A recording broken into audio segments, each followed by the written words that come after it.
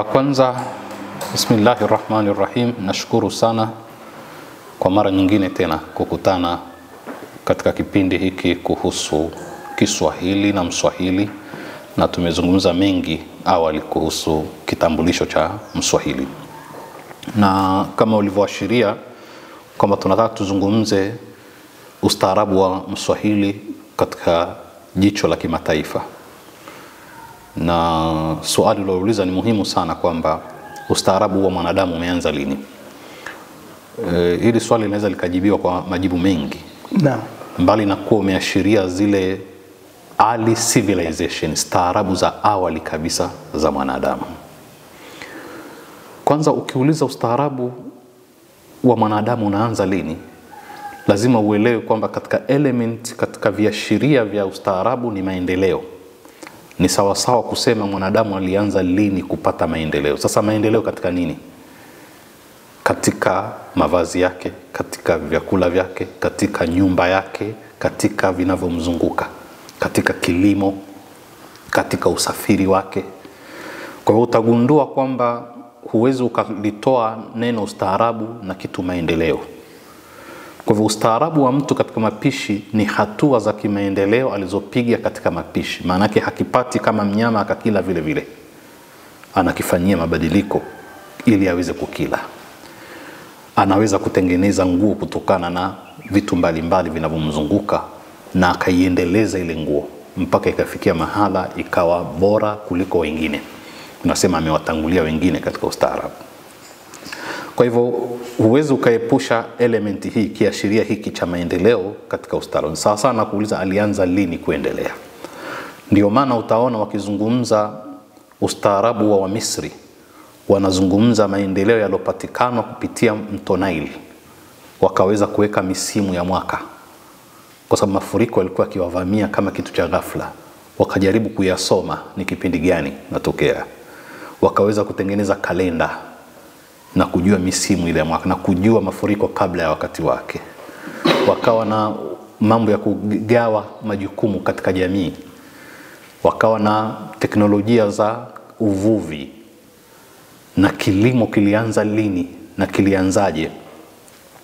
Ufugaji ulianza lini? Mwanadamu akaanza kuweka wanyama, si wale wa kuwatafuta tu, kutafuta kitoweo cha kila siku. Sasa akawa nao ndani kiasi kwamba akihitajia anachukua na kutumia tu, mwazungusha kwenye zizi. Naam, sasa hapo ndio mwanzo wa ustaarabu wa mwanadamu. Lakini kwa lugha ya somo letu lililopita, wiki iliyopita, ni kwamba ukizungumza kwamba mwanadamu alianza lini kustaarabika, ni sawasawa vile vile na kusema mwanadamu alianza lini kuacha uhayawani na ushenzi kuelekea utu na ubinadamu. Kwa sababu mwanadamu hajamaliza ustaarabu. Kwa sababu uhayawani ndani ya mwanadamu bado upo. Ukatili, ushenzi, mambo ya kinyama bado mwanadamu anayo. Kwa hivyo mwanadamu bado yuko katika safari yake ya kistaarabu mpaka afikie, kama ataweza kufikia ukamilifu wa ustaarabu, kama ataweza kufikia. Kwa hivyo majibu ni hayo, ya kwamba maana yake ni lini alianza mwanadamu kutoka katika ushenzi, uhayawani, katika nyanja zote. Sasa anavaa viatu, na viatu vyenyewe viko sampuli. Maana sasa kuna viatu vyepesi ambavyo akitembea vinabonyea, hasikii maumivu yoyote, na kesho kuna vingine. Hii ni civilization, ni ustaarabu wa mwanadamu kuelekea maendeleo.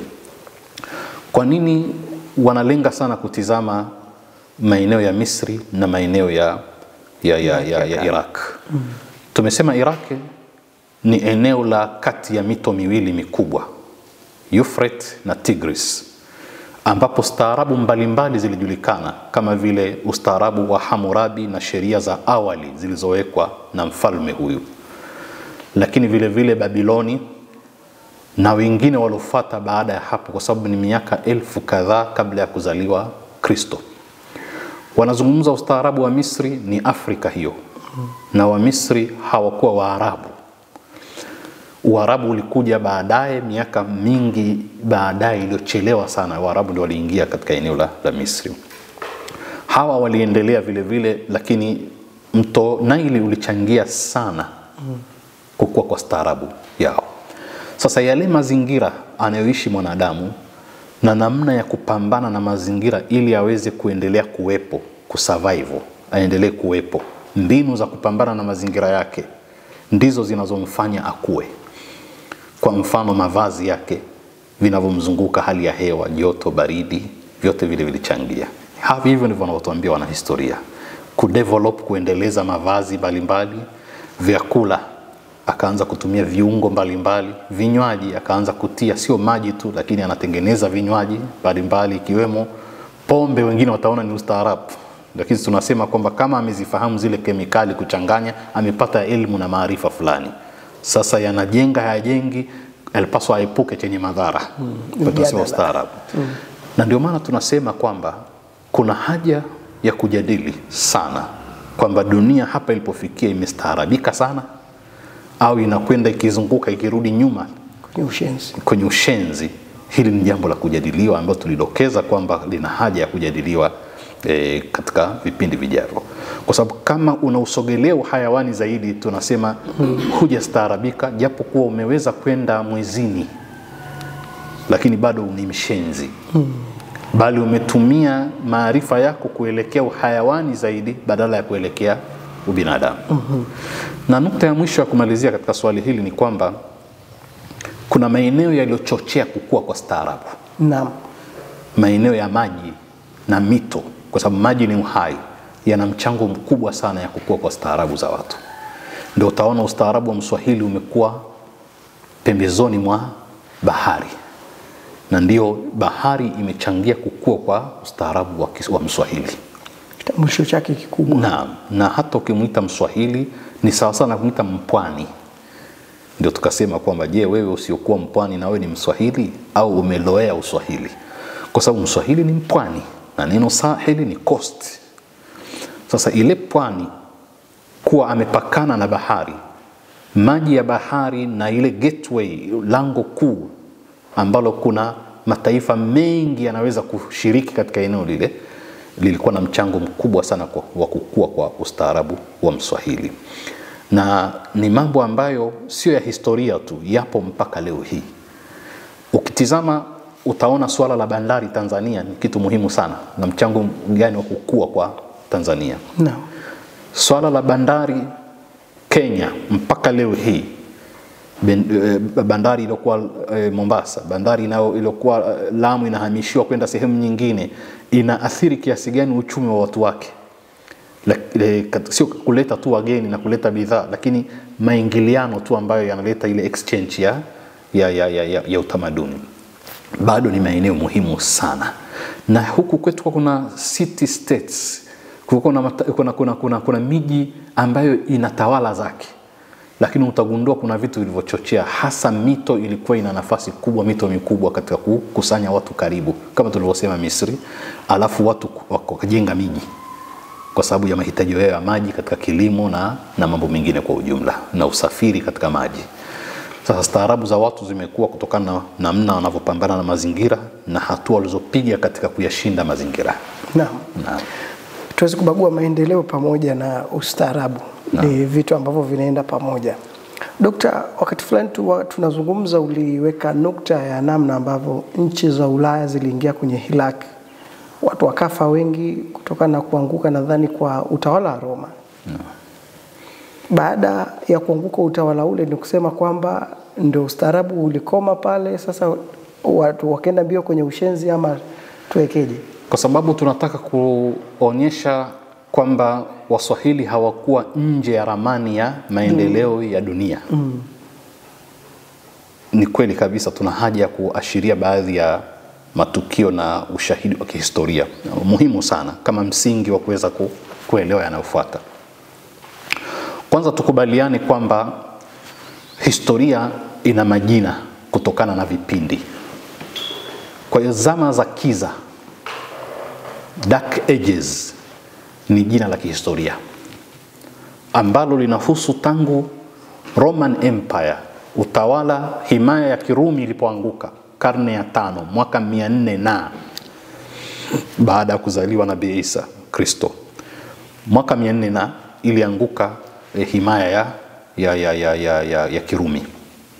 Kipindi hiko cha kuanguka himaya ile mpaka kufikia karne ya 15, kiasi miaka karibu 10, ila ni karne karibu 10, kihistoria inaitwa ni Dark Ages, ni kipindi cha kiza. Lakini kwa nini cha kiza? Kwa sababu Ulaya iliishi katika zama za kiza kisawasawa. Hapakuwa na maendeleo.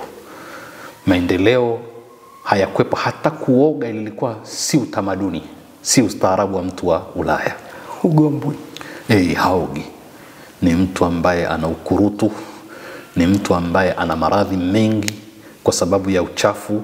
Uchafu ulikithiri sana Ulaya kiasi kwamba maradhi ya mripuko yakiripuka sana na kuua mara nyingine theluthi ya watu, au theluthi mbili wengine wanasema ya watu. Kwa maradhi mengi yalikuwa kiibuka kutokana na mazingira ya nani. Na hapa kuna mambo mengine ambayo yatatoa nje ya mstari, lakini alafu walikuwa wakiwatuhumu Mayahudi kama ndio wanaleta maradhi na wakiuliwa hadharani. Hawakuwa na vyoo. Baadhi ya vitabu vya historia vinaonyesha kwamba mpaka mfalme anaweza kutoka katika kikao akaenda haja nje ya ukuta akarudi akaendelea na kikao. Historia inaonyesha namna ambavyo baadhi ya viongozi walisifiwa kwa kunuka vibaya, sio kunukia, kunuka. Na baadhi ya vitabu vinasema Malkia Isabella hakuoga katika maisha yake ila mara 2. Sasa kwa malkia wa Spain. Sasa huyu mama mara ya pili ni baada ya kuangusha mwaka 1492 ilipokuwa sasa Waislamu wameangushwa. Lakini kwa lugha ya somo letu sasa Waafrika walipotolewa Ulaya, walipoangushwa Ulaya, ndipo walipooga, na alidhamiria kwamba wakitoka ataoga.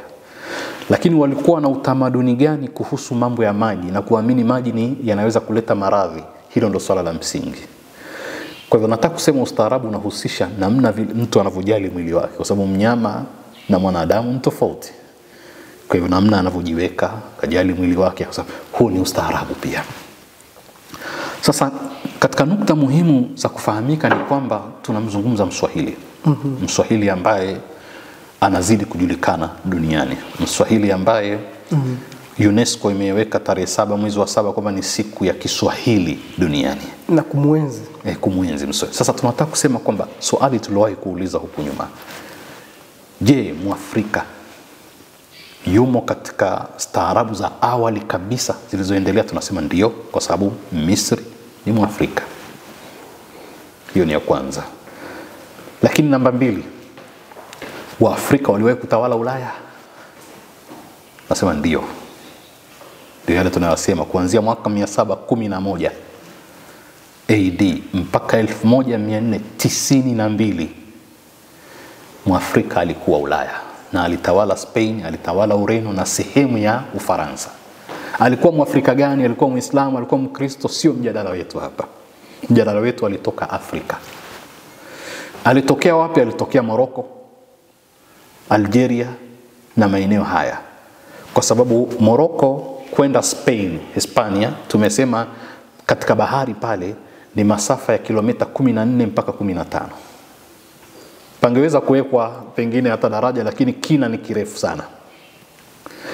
Sasa kilomita 14 15 mtu anaweza kutoka Morocco akaruka akaingia. Mwaka 711 Waafrika wamekwenda Ulaya. Hawakwenda kutembea na kutalii tu, waliteka Spain. Wakati huo ambapo ipo Ulaya kwenye kiza. Ahsan, ndo nataka uelewe sasa, ndio connection za kihistoria hizo. Mwaka 400 na pameanza kipindi cha kiza kule. Na watu wazungu wanataka kutuambia kwa kuwa wao walikuwa katika zama za giza, dunia nzima ilikuwa katika kiza. Ambapo si kweli.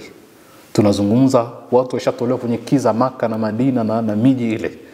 Na Uislamu umefika mpaka huku kwetu. Na sisi hapa tunazungumza lugha, ustaarabu unaomjenga mwanadamu kutambua utu na ubinadamu umeingia mpaka kwetu, kwa sababu ndio mjadala wetu hapa.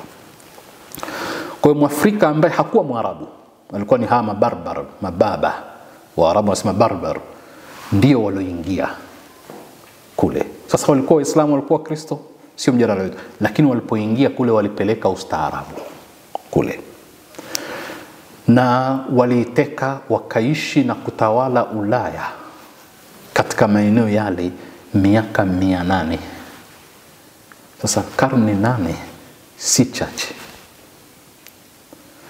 na kule hawakwenda tu wakaishi, walipeleka ustaarabu wa uhandisi, ustaarabu wa mavazi, ustaarabu wa kutumia maji, na ndio walioestablish, walioeneza ustaarabu wa kuwa na maliwato ndani ya nyumba. Kwa maana ndani ya nyumba yako au karibu na nyumba yako unakuwa na maliwato, eneo maalum la kwenda kufanya haja. Imeasisiwa na Waafrika. Imeasisiwa na Waafrika waliotoka Afrika wakaenda Ulaya. Kuitawala Ulaya. Walitawala Ulaya. Sasa hii lugha ni ngumu kwa watu kuelewa, lakini ndio historia. Naam. Wametawala Ulaya. Na matumizi ya maji, na wako watu wastaarabu wazungu walioandika mchango wa hawa watu katika kukua kwa ustaarabu wa Ulaya. Sasa huo ni mfano mmoja ambao nataka tuelewe kwamba baada tu ya kuanguka kwa tawala za Waafrika waliokwenda kule, ambapo Waarabu nao walikuja wakajiunga nao, ndio kipindi kilichoitwa sasa zama za mwangaza. Ndizo zilizowatoa kina Christopher Columbus, kina Vasco da Gama na wengine. Lakini katika nukta ambazo nataka tuelewe ni kwamba Waafrika hawakwenda tu Ulaya. Mwanga wao uliangaza zaidi ya Ulaya. Walikwenda bara la Amerika kabla ya Christopher Columbus kwa miaka takriban 200. Kwa sababu tunasoma katika historia ya mfalme wa Mali, mtawala wa Mali akiitwa Mansa Musa. Mansa Musa aliachiwa utawala, vitu havifundishwi katika shule hizi. Utawala wake haukuwa wa kwake, aliachiwa na kaka yake akiitwa Mansa Abubakar. Mansa Abubakar alikwenda wapi? Akamwachia utawala mdogo wake. Alimwachia Mansa Musa. Yeye alichukua merikebu 200 zikiwa na dhahabu na mali mbalimbali na askari, akahama Mali, akavuka bahari ya Atlantic mwaka 1311 kabla hata Ibn Battuta kuja huko kwetu. 1311 akaenda moja kwa moja mpaka bara hilo lilojulikana baadaye kwamba ni bara la Amerika. Sasa kama unazungumza 1490 na Christopher Columbus, huyu unazungumza 1311. Na limo katika vitabu vingi, moja katika vitabu ambavyo viko katika mtandao, na mimi nataka nikitaja hapa ili mtu aweze kuisoma. Kinaitwa They Came Before Columbus. Walikuja kabla ya Columbus. Huyu bwana anaitwa Van Stima, ndo mwandishi wa kitabu hiki. Na vitabu vingine vipo, kwa sababu Al-Masudi ambaye amezungumza kuhusu pia Waswahili na wengine katika kitabu chake cha Muruju Dhahabi, kinafahamika sana kwa Waislamu. Muruju Dhahabi inathibitisha kwamba kuna watu walivuka wakaenda nyuma ya bahari ya Atlantic. Wakati huo haijulikani kwa jina la Atlantic. Ameita ni Baharu Dhulumati, bahari ya kiza, kwa maana hapajulikani huko mbele pakoje. Kuna waliokwenda wakarudi, kuna waliokwenda hawakurudi. Lakini katika kumbukumbu za Christopher Columbus mwenyewe anazungumza kwamba ameona majengo na mavazi kama ya wale wa Spain waliotoka, yani yaliotawala Spain, ya Waislamu waliotoka katika bara la Afrika wakaingia pale, na misikiti katika maeneo ambayo leo hii ni Cuba aliikuta kule, na watu ambao wenye asili ya Afrika. Moja athari walizoacha katika vitu walivyoviona Christopher Columbus. Kwa hivyo kuna evidence za kitaalamu zinazoonesha kwamba Mwafrika alikwenda bara la Amerika kabla. Na mimi nataka niseme kitu kimoja kabla sijatoa mifano mingine. Ndio. Katika kueleza haya mambo ya kihistoria kuna kitu kinachoitwa Afrocentric views na Eurocentric views. Yaani maoni na mitazamo ya Kiafrika na maoni na mitazamo ya Kiulaya. Mimi nakupa mfano ili tuelewane hapo. Kwa sababu sisi tumetawaliwa na maoni ya Kimagharibi katika kuitizama historia, badala ya kutawaliwa na maoni yetu ya Kiafrika. Kwa mfano wa Afrocentric views, mtoto wetu anapofundishwa historia hapa Tanzania, hapa Afrika, anaambiwa kwamba wakoloni walipokuja hapa walifanya nini? Anaambiwa walikuja kupora. Ndivyo tunavyoamini, si ndio? No. Walitengeneza reli kwa ajili ya kuleta maendeleo yetu? Hapana. Walitengeneza reli ili waweze kurahisisha ukoloni, kusafirisha vifaa vyao vya vipuri, kusafirisha wataalamu wao, kusafirisha kutoka interior ndani mali ghafi, na wanapoleta bidhaa za viwandani wazitoe pwani wazipeleke interior. Na ndio maana reli zote zilianzia pwani kwenda katikati. Kwa hivyo matibabu, dawa walizozileta ilikuwa lengo ni kuua dawa zetu, kuleta dawa mpya za kwetu zife. Kwa hivyo utaona hata elimu yao ilikuwa ni kuhimiza zaidi ukoloni na kuandaa Waafrika wachache watakaowasaidia kukoloni. Hiyo inaitwa Afrocentric views. Mimi nakuuliza swali, hivi mtoto wa Kijerumani anafundishwa kwamba sisi tulikwenda Tanganyika kuiba? Anafundishwa nini? Kwamba walikuwa washenzi, hawana dawa, hawana maendeleo, tulikwenda kuwapelekea maendeleo. Kwa hivyo mtoto wa Ujerumani akikulia anaelewa kwamba sisi tumeweza kusaidia Waafrika, tuliwapelekea ustaarabu walipokuwa washenzi. Yale yanaitwa Eurocentric views, ni maoni ya Kiulaya. Lakini sisi uhalisia wetu ni tofauti na wakwao. Na ndivyo tunavyomzungumza Christopher Columbus kwa mujibu wa Eurocentric views badala ya Afrocentric views. Waarabu wamefika kule, lakini vile vile na Waafrika walifika kabla ya kufika mwingine. Lakini katika Afrocentric views, maoni ya Kiafrika, mitazamo ya Kiafrika katika historia ni kuhusu Ugiriki.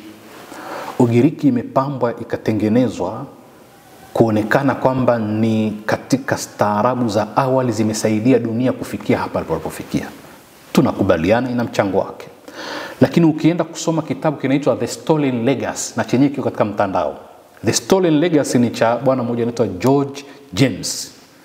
Anazungumza hizo stolen legacy, yani turathi zilizoibiwa Afrika, kwamba ustaarabu wa Mgiriki umechangiwa kwa kiasi kikubwa sana kukua kwake kutokana na ustaarabu wa Misri, na namna gani wameiba mpaka vitabu na taaluma ya philosophy wameiba Misri. Na anatoa evidence kwamba Alexander the Great, mwanafunzi wa Aristotle, alikuwa ni kazi yake kubwa ni agent wa kuchukua maarifa kumpelekea mwalimu wake na vitabu.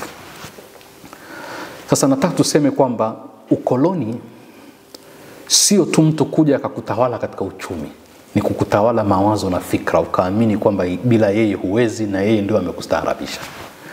Ndio ukasema kwamba zama za kiza Ulaya, watu wa Ulaya wanataka tuamini kwamba dunia nzima ilikuwa katika kiza kwa sababu wao walikuwa katika kiza. Zama za mwangaza kwao ni wao walipoibuka wakaanza kutawala dunia. Sasa wanataka dunia nzima ifahamu kwamba hizo ndio zama za mwangaza kwa wote. Lakini ukweli ni kwamba wao walikuwa wametawaliwa. Walipomaliza kutawaliwa ndipo walipoanza kuangazia dunia na wakaanza kupata uhuru wa kisayansi, na wao walipoliangusha kanisa waliliita kwamba linawazuia kuendelea. Na wanasayansi wakawa wakinyongwa hadharani kwa sababu wamesema kinyume na kanisa linavyosema. Kwa mfano mtu anaitwa Galileo ambaye alihukumiwa kwa kuzungumza kwamba dunia ni duara. Kwa kaambiwa hapana, na akatakiwa atubu hadharani. Sasa msingi unauweka kwa maana gani? Tuelewe kwamba Afrika iliendelea, haikuwa kando, haikuwa katika periphery, na iliendelea kabla zama za kiza. Kwa hizo tarehe tulizozitaja, Kilwa ambao ni Swahili Empire, hatusemi Waswahili ustaarabu wao ulianza wakati huo, lakini utawala mkubwa ulioenea eneo la pwani ya Afrika Mashariki unaojulikana sana ni Swahili Empire, ambayo ni Kilwa.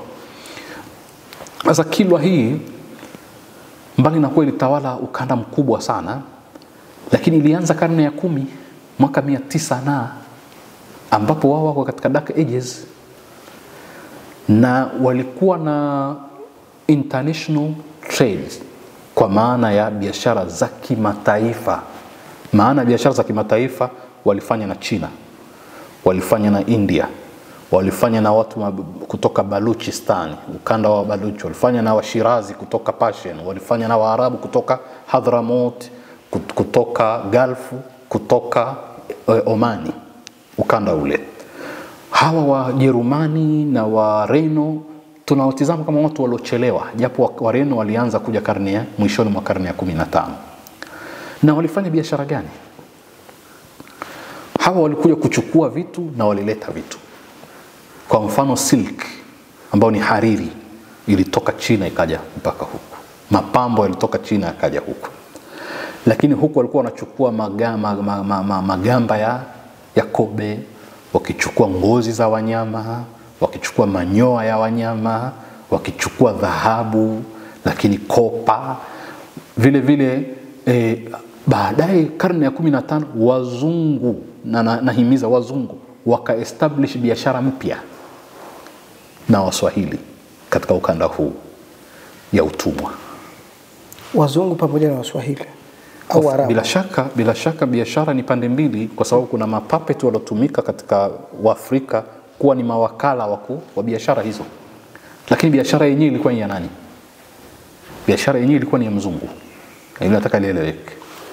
Dr. hapo nikukatize kidogo. Tulipokuwa shule tulikuwa tunasoma pia kwamba huo utumwa huo aliobebeshwa zaidi alikuwa ni Mwarabu. Sasa leo unatuambia kwamba alikuwa mzungu ndo Mwarabu, alikuwa ni wakala. Hata Tip anayezungumzwa amekwenda mpaka Kongo wapi kule. Tip alikuwa agent. Na tumezungumza kwamba biashara kubwa ya utumwa ilihusu wazungu. Na haikufutwa kwa sababu ya utu. Ni kwa sababu tayari wali expire, hawahitajiki. Ndio tukasema kwamba Mwarabu, hatutetei Waarabu sisi. Tunazungumza uhalisia wa kihistoria. Mwarabu alihitajia kitu kinachoitwa domestic slaves. Watumwa kwa ajili ya mahitajio ya ndani. Nyumbani, mfanyakazi, nani, mtumwa namna hiyo walimhitajia. Waarabu hawakuwa na mashamba makubwa ya wapi? Mtumwa alihitajika kwenda katika bara la Ulaya na bara la Amerika kwa asilimia kubwa. Na katika bara la Amerika ni baada ya wazungu wa Ulaya kuitawala Amerika. Mashamba makubwa yanahitajia kilimo. Alafu huku pameibuka kitu kinachoitwa Industrial Revolution, mapinduzi ya viwanda. Yalianza factory ndogo ndogo. Wanahitajia mikono mingi ya kuzalisha mali ghafi. Kwa hivyo usafirishaji wa mamilioni. Pana historia ina tofauti katika idadi ya Waafrika waliopelekwa kule. Acha waliokufa njiani wakatupwa. Panazungumzwa mamilioni ya Waafrika waliochukuliwa kutoka bara la Afrika kusini mpaka kaskazini, wakapelekwa. Kwa nini walichagua mtu Mwafrika? Nini? Pia wana vielelezo vyao kwamba alikuwa ni mtu strong, anaonekana na mwili wa kutosha, anaweza kufanya kazi zaidi. Wamesafirishwa kwa kuchukuliwa kwa nguvu, lakini mara nyingine kwa kuuzwa na watu wao, baada ya kuwa sasa ile ni biashara. Na kila biashara, hata madawa kulevya yanafanyika. Wasiolima sisi hatulimi, lakini bangi tunalima, lakini heroin na cocaine hatulimi, lakini kuna wanaofanya kazi katika sisi. Kwa hiyo Afrika waliofanya biashara ya utumwa walikuwepo, hata wengine ni viongozi, ni wafalme. Ili mradi ni kwamba Mwarabu alioingia na Mwafrika alioingia alikuwa ni wakala, mwenye biashara yake mwenyewe ni mzungu, ambaye aliwapeleka katika mashamba wakawa wanalima. Kipindi cha Abraham Lincoln akianisha kaskazini na kusini, eneo la viwanda na eneo la wakulima, kwa sababu walikuwa wakibaguliwa hawa, lakini wengi ni Waafrika. Na ukitaka ushahidi ni Black American waliojaa Marekani sasa hivi, historia yao ni hiyo na inafahamika. Na hii tumesema inaitwa triangular slave trade, biashara ya pembe tatu. Na ni moja katika mambo inaitwa ni kipindi cha mwanzo cha mwangaza, lakini sisi tunasema hicho ndo kiza chenyewe cha kumtumikisha mwanadamu kama hayawani. Hicho ndo kiza cha kweli. Lakini ilipofikia mahala sasa viwanda vimestawi, mashine zimechukua nafasi za mikono ya mwanadamu, watumwa hawahitajiki sana. Mzungu yule ndo alofanya kazi ya kuzuia utumwa duniani, kwa sababu alitakiwa mtumwa abaki kwake, azalishe mali ghafi, asiende kule ambapo mashine zinafanya kazi kwa niaba ya mwanadamu. Kwa hiyo jitihada sasa za kuzuia Mwafrika, Mwarabu asifanye biashara za utumwa Zilivalishwa vazi la kibinadamu, lakini ukweli lilikuwa ni vazi la kiuchumi, kwamba hakuna haja tena, hawa watu waliokuwa nao tayari ni mzigo. Silete. Ukileta utawalisha nini? Na ndio maana wengine walipoachiwa huru waliandamana kwamba tutakula nini. Unajiuliza, mtumwa anaweza kuandamana kutaka utumwa? Ni kwa sababu haitajiki tena. Na sasa yeye alikuwa akipewa mkate, na sasa hatopata mkate kwa kuwa yuko huru, akatafute mwenyewe. Walikuwa wakiandamana. Nyie wa Afrika tumewaleteeni, mnaendeleza, hatutaki muendelee nao. Ndio utaona mwaka 1873 huku kwetu Zanzibar wapi palianza harakati 1873, ni karne ya 19 hiyo, harakati za kufunga masoko ya utumwa Bagamoyo wapi kule Zanzibar, ili ile biashara isiendelee. Sasa Eurocentric views zinataka kutuambia kwamba utu, wakati haikuwa ni utu, ilikuwa kwamba hakuna haja, tuwapeleke wapi hawa, hatuwataki tena, wabaki kwao, walete malighafi, wazalishe malighafi tuweze kuzichukua, sisi tupeleke kule hatuwahitaji tena. Na Dr. Abdulrazaki, katika hizi staarabu nyingi umemtaja Alexander the Great, wakina Columbus hao, kina Waarabu, kina algebra kule. Sisi Waswahili na Waafrika umemtaja kama Mansa Musa hapo, ikawa kama kielelezo cha kutizama pia mapambano yetu ya ustaarabu. Kuna mifano mingine zaidi ya dhahiri ambavyo tukiwaona tunasema kama vielelezo vikubwa? Kwa sababu katika African city states zilikuwa nyingi sana, hata Zimbabwe, great city state Zimbabwe, na waliendelea katika ujenzi sana. Ukizungumza, kwa sababu lazima uzungumze kwa tuliendelea katika nini. Waafrika walikuwa kama Mali kule, walikuwa maarufu sana kwa dhahabu, Mali, lakini vile vile Timbuktu city state waliendelea sana mpaka kuanzisha university za kwanza na kuelimisha watu. Nachotaka tuelewe ni kwamba ustaarabu mwingine ulikuwa si kwa kuwepo na shule rasmi za watu kwenda kusoma, lakini maisha walioishi walikuwa wamepiga hatua za kibinadamu. Ndio maana aliweza kwenda na merikebu 200 takriban. Kusafiri bahari ya Atlantic haikuwa rahisi, ni bahari kubwa yenye kina kirefu, Mansa Abubakar. Mansa Abubakar. Lakini huku Afrika, Swahili states na Swahili area, ukanda wetu ule wa pwani ule, watu waliendelea sana katika vyombo vya baharini, kusafiri katika bahari, na walifanya biashara za baharini kwa maana ya kuuza samaki, kuuza vifaa mbalimbali vinavyotokana na samaki kwa watu wanaokuja. Unaweza ukaona ni jambo dogo, lakini wakati ambapo yule alokuwa huku ndani nyika, maeneo ya nyika, alikuwa sana atasafiri kwa punda, huyu anasafiri kimataifa. Walikuwa wameendelea katika ufundi kama ususi wa vitu mbalimbali, ndio walikuwa wakitumia fiber za coconut, tunasema ukuti wa mnazi. Ukuti wa mnazi umetumika sana katika kuwezeka majumba, kujenga majumba, kutengeneza virago anavyovitumia mtu, vitu vingi, pakacha, na makapu ya kubebea vitu. Lakini vile vile mambo ya ujenzi, ukienda katika kanda ya Kiswahili utagundua kwamba majengo ya ghorofa yalianza siku nyingi, japo ni hayo ya kutumia boriti, lakini watu waliishi maisha ya nyumba za kimji zinazopakana, zinazoshirikiana kuta. Kwa hiyo walijenga miji yao pale, na walikuwa watu wa kwanza kuliko watu wa nyika na ndani huko katika namna ya sitara na kuvaa. Mimi nimesema mara nyingi kwamba mapishi yetu sasa hivi mengi, hata ukienda ukala kwa Mchaga sasa hivi, ukala kwa Mpare, ukala kwa huyo Mwasu, ukala kwa Mnyaturu, kuna culture ya Kiswahili imevamia. Sisemi imevamia, lakini imeweza kuhusika, kwa sababu mapishi mengi yameathirika sasa na ustaarabu wa Kiswahili. Viungo vinatumika sana, shaona, kuna kutengeneza variety mbalimbali, vitu anuai, kukifanya chakula kivutie zaidi harufu na ladha.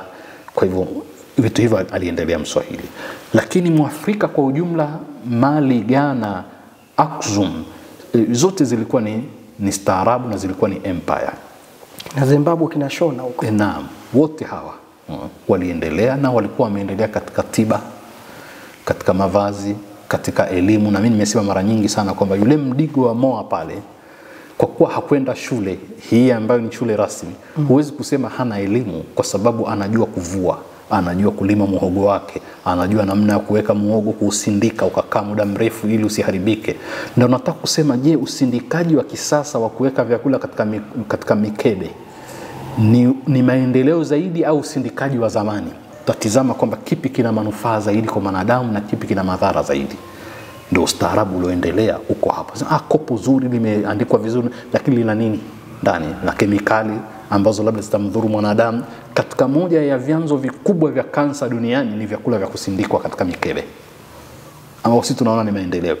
Kwa hiyo kuna haja ya kuzungumza ustaarabu katika engo ya maendeleo. Nini maana yake? Kwa sababu kuna vitu tunaviona ni maendeleo na ni ustaarabu, lakini uhalisia wake si ustaarabu. Nadhani tumeelewana. Naam. Dokta, wakati fulani kwa faida, maana ni swali pia kama tulibaki kwenye dilema wakati tunazungumza kuhusiana na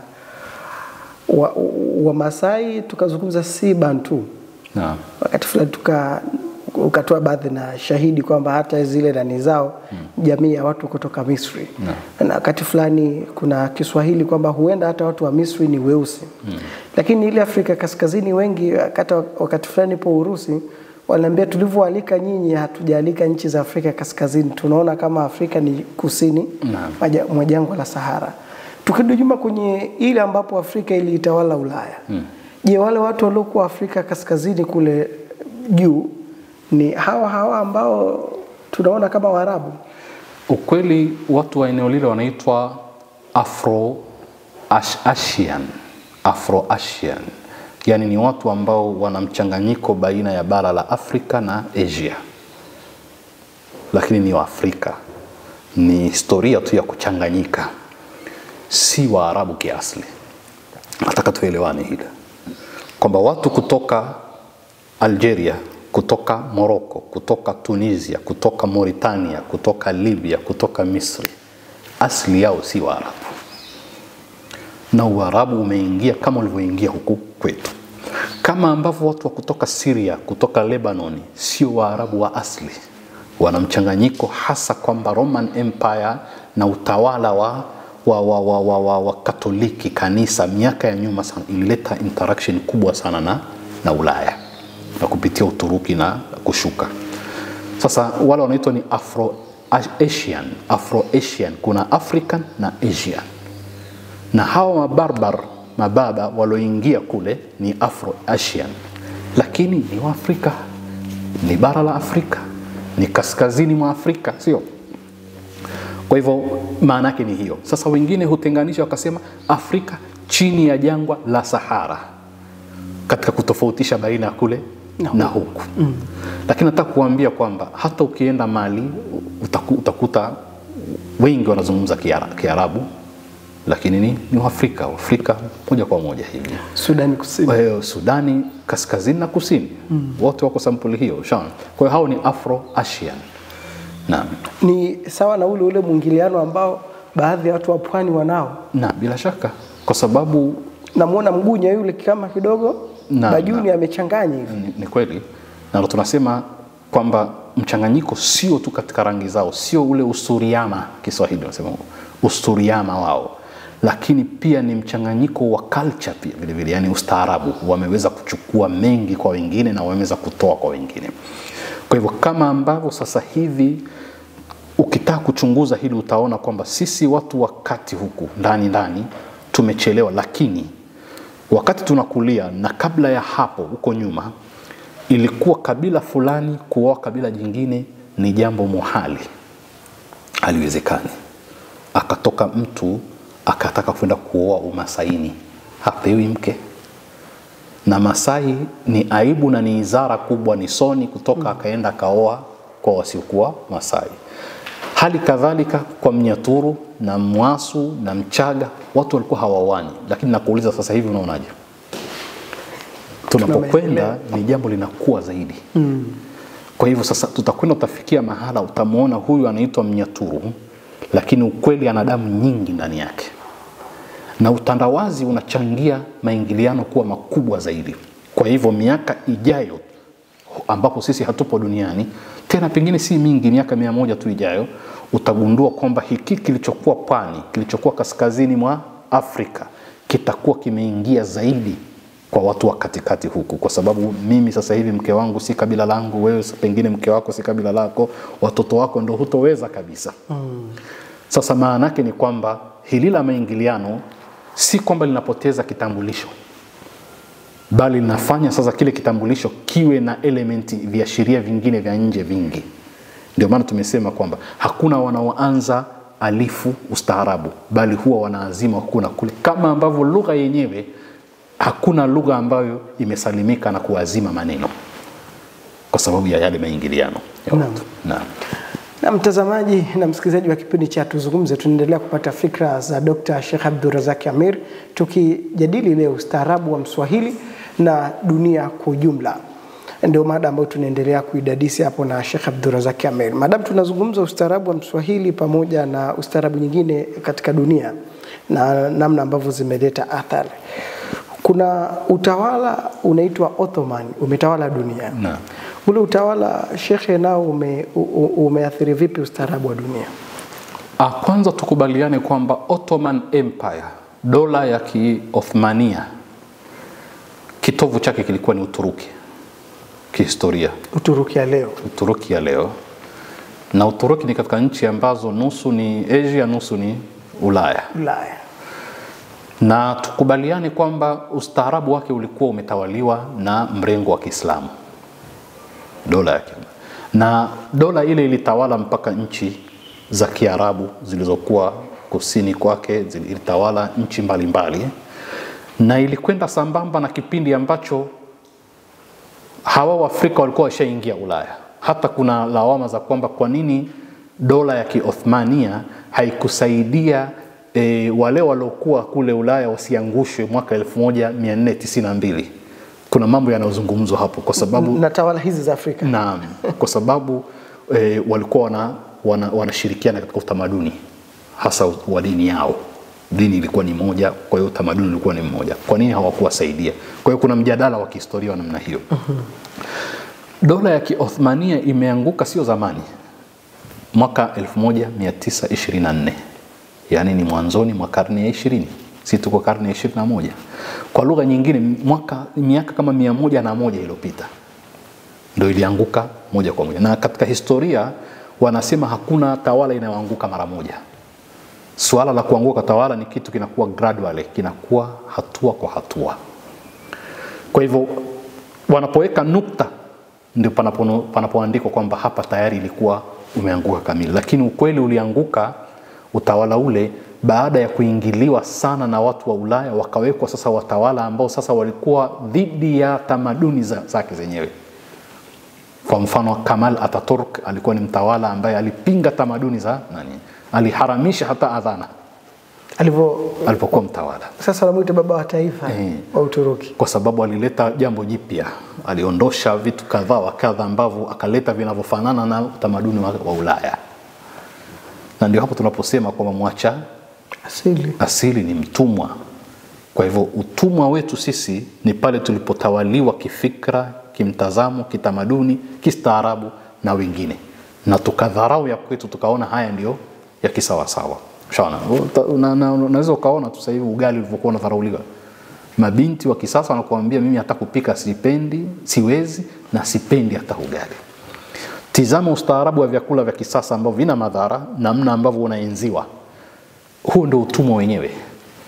Kwa hivyo utaona ni kitu kidogo, lakini ukweli ni kama nilivyosema, mimi hapa sasa hivi katika athari zenyewe ni kwamba siwezi kuzungumza saa nzima bila kutia maneno ya Kiingereza kwa sababu ya namna tulivyoathirika, na mara nyingine nitahitajia jitihada sana kuyaepuka. Sasa kwa hivyo utawala wa Othmania ulianguka kwa jitihada za wazungu, lakini na jitihada za Waarabu. Mfalme Hussein Sharifu Hussein wa Jordan kwa miaka hiyo alitumika kiasi kikubwa sana katika kuangusha utawala wa Ki-Othmania. Na moja katika nyenzo zilizotumika ni kwamba kwa nini huyo asimamie nchi za Waislamu wakati yeye si Mwarabu, na hii ni dini yenu na mtume alikuwa mwenzenu. Hisia hizo zilitumika Kwa hivyo nchi za Kiarabu zilishiriki, na huyu Sharifu Hussein aliahidiwa kwamba yeye atachukua nafasi ile, lakini hatimaye hakupewa nafasi ile kwa sababu ndio mbinu za kikoloni. Na hapo palikuwa na vita vingi vya msalaba vinaitwa Crusade War baina ya Ulaya na nchi za Kiarabu na nchi za Kiislamu. Kwa hivyo ulianguka ule utawala, lakini ulitawala kwa kipindi kirefu katika eneo kubwa la Waarabu na Waislamu. Hiyo ndio Ottoman Empire. Kuna mahusiano yoyote kati ya utawala huu wa Ottoman ambao kama ulikuwa unafuata mila za Kiislamu pamoja na ule utawala wa kihalifa? Ukizungumza utawala wa khalifa, neno khalifa unajua limetumika mara kadhaa. Mpaka leo hii kuna Waislamu waumini wanaamini kwamba tunatakiwa tupiganie ukhalifa. Sasa ukhalifa uliozungumzwa ni ule wa kwanza wa baada ya kufa mtume. Na neno khalifa liko katika hadithi ya mtume. Mukhlifun au khalifatan 12 khalifa, mtume amelitumia. Lakini halikuwa ni mtiririko ule ambao ulianza baada ya mtume, haukuwa mtiririko ule.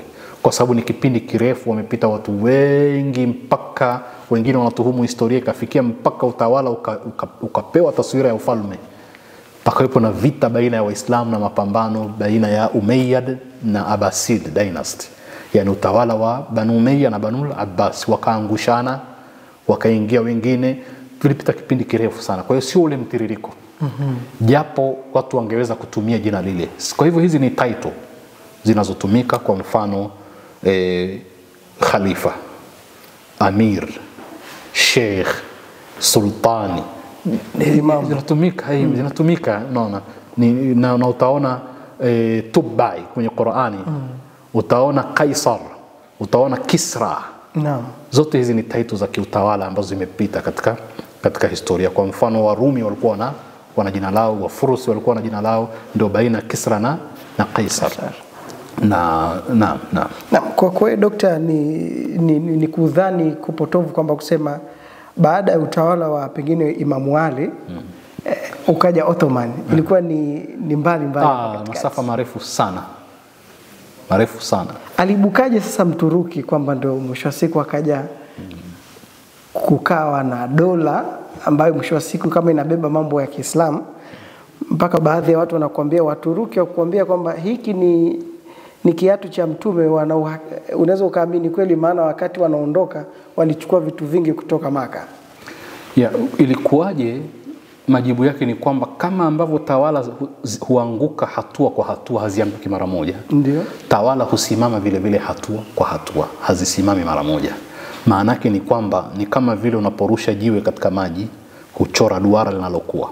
Kwa hiyo kuna nukta ya kuanzia na duara huwa linakuwa taratibu. Nachotaka watazamaji wetu waelewe ni kwamba mambo mengi makubwa yalofanywa na Waislamu katika historia ya dunia yalifanywa na Waislamu wasiokuwa Waarabu. Na hata idadi kubwa ya Waislamu duniani ni Waislamu wasiokuwa Waarabu. Mfano mzuri Indonesia na Malaysia. Acha hizo Indonesia na Malaysia. Watu hawajui kwamba Waislamu wa India ni katika orodha ya Waislamu wengi duniani ni Waislamu wa India. Milioni 200. Sasa milioni 200, japo wao kwao ni minority, ni wachache sana. Ni Waislamu ambao utakusanya Waarabu takriban karibu wote, pengine 80% ya Waarabu wote ni Waislamu wa India tu. Na India hiyo tunaizungumza kabla ya kujitenga na Bangladesh, kabla ya kujitenga na Pakistani, kabla ya kujitenga na hiyo Kashmiri ambayo inagombaniwa. Maana yake ni kwamba kabla ya mwaka 1947 India ilikuwa ikijulikana, ilikuwa ni nchi yenye Waislamu wengi sana. Lakini Mabangladesh wakatoka, Kashmiri hao na hao Pakistani, kwa hivyo bado wakabaki milioni 200. Tunapozungumza Waislamu waliokwenda kutawala Ulaya si Waarabu. Tunapozungumza Waislamu waliotangulia katika ilmu, tunazungumza Bukhari, Muslim, sijui nani Samarkandi, sijui nani, hao na wajua wakubwa sio Waarabu. Waarabu ni wachache sana. Kwa hivyo kuwa Waturki wana jina na walichukua turathi za Kiislamu walipotawala si jambo la ajabu kwa sababu Waislamu wamewahi kuwa. Sasa watu hawajui, na mimi nataka kuweka nukta hapa. Unapozungumza kuhusu Swahili Empire, Mali Empire, Ghana Empire, kwenye shule kule hatufundishwi kwamba hizi ni Islamic empires. Hatuambiwi. Kina Mansa Musa walikuwa ni Alhaji, na safari yake ya hija inaelezwa katika historia. Timbuktu, dola hiyo ni dola na ni Islamic city states, lakini hilo haliwekwi katika historia. Sasa sasa nataka kuambia kwamba Waarabu wamekuwa wageni kwenye dini yao na hawakupata heshima ila ndani ya Uislamu. Hawakuwa na historia ya heshima ila ndani ya Uislamu. Na hiyo ni dola ya Kiotomania kama ambavyo umetupa faida.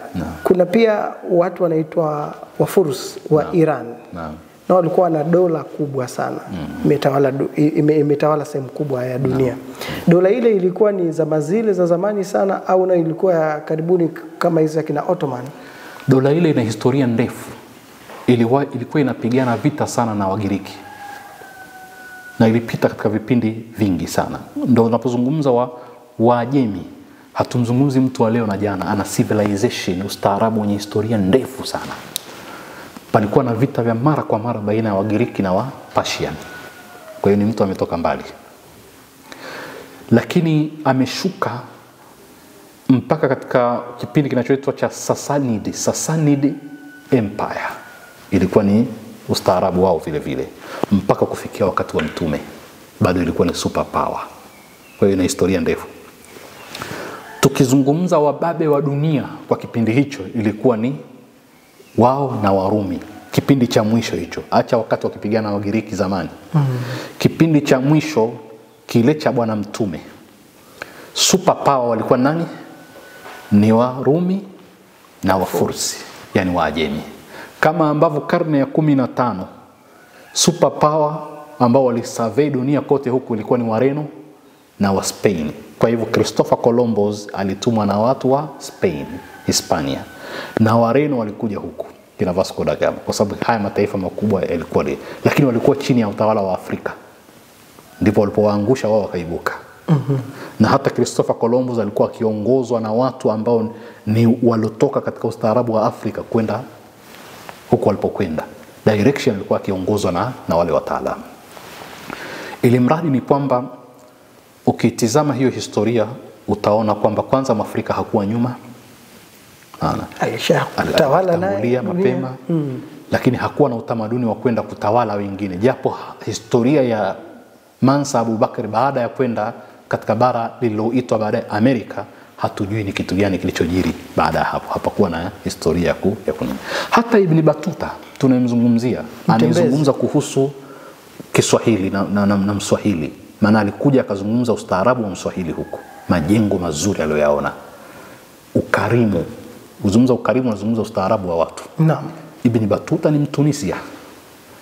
Na ndio mtu alotembea kilomita nyingi kuliko yoyote duniani. Kuliko Herodotus, kuliko Marco Polo, kuliko Al-Idrisi Al-Mas'udi. Ibn Battuta kilomita nyingi kuliko yoyote na kuandika kuhusu dunia. Lakini alikuwa ni Mwafrika kutoka Tunisia. Ibn Khalduni ambaye ana asili ya Spain lakini ni mtu wa Tunisia, ambaye ni father of ni baba wa sayansi ya jamii, sosiolojia.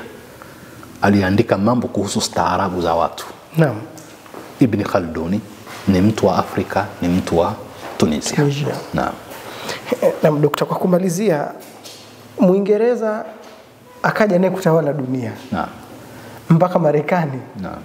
Mpaka wakati fulani ukatuambia kule Marekani wanapigana vita vya uhuru ni kama kukata mrija sasa baina yao na London. Naam. Ufalme ule umeleta pia athari kwenye utamaduni na staarabu za wengi. Naam. Wakati fulani nasoma hata mavazi ya bibi harusi ilikuwa ni vazi la malikia, kwamba iwe jeupe, na mpaka ikaja kuathiri na tamaduni zetu na staarabu zetu hivi. Naam. Utawala wa ufalme wa Uingereza na katika kipindi chake cha kuwa mbabe wa dunia ulianzia wapi? Asante sana. Kwanza tukubaliane kwamba Mwingereza ameitawala dunia kwa kipindi kifupi sana. ukizungumza historia. Sisi tumezungumza Waafrika walioingia Ulaya miaka 800 wakatawala. Karne 8. Miaka mingi sana. Shana. Kwa hiyo ni kipindi kifupi tena cha juzi tu. Na kilianza katika kitu kinachoitwa mapinduzi ya viwanda, Industrial Revolution. Ndio mkoloni wetu wa leo. Ndio mahala alipoibuka ambapo kishaanguka. Sasa ni Mwingereza ni babu aliozeeka anajikongoja. Hana ushawishi ule duniani. Anaingia kwenye fungu la kina Wareno, Spain. Hana uchumi kama Ujerumani, hana uchumi kama wa nchi nyingi za Ulaya. Kwa hivyo tayari ni mtu yuko katika hatua za kuporomoka, amesharukuu, bado kusujudi. Kwa hivyo ametawala kwa kipindi kifupi sana. Kwa hivyo watu wakisema msemo kwamba dunia jua halizami katika Uingereza, jua halizami, kwa maana kizama mahala kuna kipande kingine cha Uingereza kinachotawaliwa linaibuka. Kwa hiyo ni nchi ambayo jua halizami. Kile kipindi kimekwisha. Sasa mapinduzi ya viwanda ni karne ya 18. Aliwatangulia wenzake kiasi miaka 100. Akaendelea katika viwanda. Akaweza kwa kiasi kikubwa sana kuwa ni muuzaji mkubwa wa bidhaa za viwandani kwa wenzake. Na wakati wa ukoloni akatawala sehemu kubwa ya dunia kuliko wengine. Inatosha tu kuitawala India. Ilikuwa ni utawala mkubwa sana Uingereza. Na katika watu walioathirika katika utamaduni wao ni Wahindi. Wameathiriwa sana na Muingereza. Muhindi hata akizungumza sentensi 2-3 lazima atie Kiingereza. Tena India ile ya zamani ambapo Pakistan na wengine walikuwa pamoja.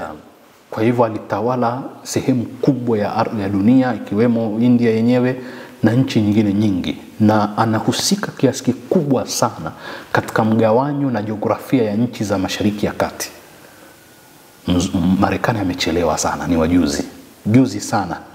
Kwa hivyo ule mgawanyo tu wa ramani vile Kuwait ni hii, Saudia ni hii, kilomita za mraba sijui milioni 2 na vile vifungu vile. Kazi ya Mwingereza. Mkataba yake karne ya 15 na Omani na wengine, anahusika sana katika kuitengeneza jiografia ya dunia tulokuwa nayo sasa hivi. Na hata Mjerumani alipotolewa Tanganyika, Mwingereza ndio alikuwa msimamizi. Kwa hivyo historia yake kihistoria tunasema alitawala kwa muda mfupi. Tangu mapinduzi ya viwanda mpaka kufikia vita kuu ya pili alianza kushuka. Mwingereza alianza kushuka leo baada ya mwaka 1945 akaanza kukopa. Kwanza wakati wa vita kuchukua mikopo kwa Marekani ilikuwa ni mwanzo wa kuanguka. Kwa hiyo vita vya pili ilikuwa ni hatua za kumporomosha Mwingereza na ndizo zilizomfikisha hapa alipofikia. Kwa hivyo alitawala kiuchumi, akatawala kisiasa, kisha utamaduni wake ukawa unaenziwa duniani. Na lugha ya Kiingereza ndipo ilipoanza kuwa sasa ndio lugha ya dunia. Naam. Japo sasa Marekani ni ya kwake, Kiingereza hiki sasa kinasonga kinapelekwa mbele na Marekani, lakini kipindi cha Mwingereza ni hicho na kilianzia katika mapinduzi ya viwanda. Tumetawaliwa hapa na mkoloni Mjerumani. Lakini hapana historia ama ushahidi wa kuonyesha kwamba sisi tumekijua Kijerumani zaidi kuliko Mwingereza. Unataka kuniambie mkoloni Mwingereza alifanya juu chini ustaarabu wake uenziwe na watu wote ambao aliwatawala? Wakoloni wote walikuwa wakitukuza lugha na kuiweka mbele. Lakini kwa kuwa Mjerumani alikuwa taifa lililoshindwa katika vita kuu ya pili, miongoni mwa mataifa yaliyoshindwa, hasa kinara ni yeye, mambo yake mengi yalirudi nyuma na vikwazo vingi hata vya kisilaha aliwekewa kwa sababu ni mtu aliyeshindwa. Kwa hivyo utaona hata katika nchi zile za Frankfonia na Anglofonia utaona